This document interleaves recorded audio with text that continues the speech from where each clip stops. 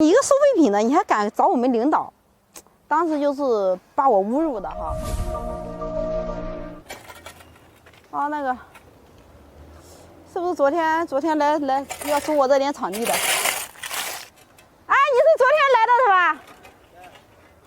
看我们收废品的都是开奔驰、宝马啊，这也是我们收废品的一个同行啊。啊，你的大奔呢？我的大奔，我老公开是农大去了，开回家了。嗯，我也是宝马。怎么想起来要买个豪车的呢？因为我记得很清楚哈，就是有一次我为了找厂子，就是去到人家的办公室啊，去找一个领导哈。我跟他讲，我说我想租你们厂子，就是租个几百个平方收废品，然后我去找他们，然后他们就直接就这样跟我讲，你一个收废品的，你还敢找我们领导？当时就是把我侮辱的哈。当时这个人讲了这一句话，我转过头来，哇，那个眼泪水就哗哗直流。我就觉得你们真的是为什么就是这么多年，有的时候自己也在反问，为什么这些人都看不起收废品的？收废品到底怎么了？只是以前我们赚钱嘛，就是一年赚个几十万块钱，我们不就是没有炫富啊？那给别人感觉别人吧，你就是一个收废品的，你还敢找我们领导？其实他一个领导，我的妈，工资对吧？但他们就有权利看不起我们。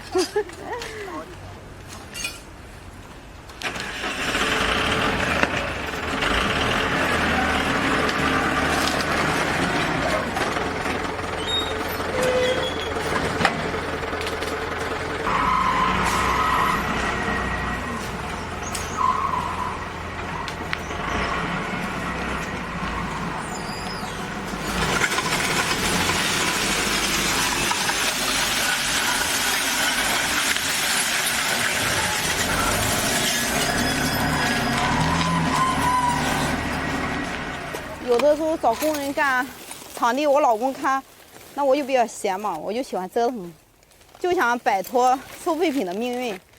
可是我总是以失败告终。在我收废品第3年的时候，应该是2014年。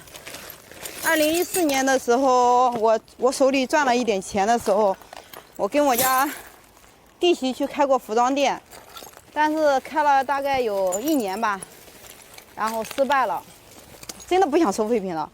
我觉得收废品穿不干净衣服，然后又不能臭美，而且又脏，所以我也想做其他的行业，可是不行，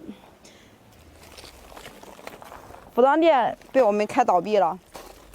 然后2015年的时候，然后我看人家说加盟火锅店嘛。我又去加盟火锅店，那投资10几万块钱吧。后来因为自己感觉不喜欢，我不喜欢烧饭吧，后来也失败了，火锅店也没开起来。后来我又去开养生店，然后也失败了。就想着怎样能摆脱这个收废品的命运，可是我干过这么多行业过了之后，就觉得还是收废品不会亏。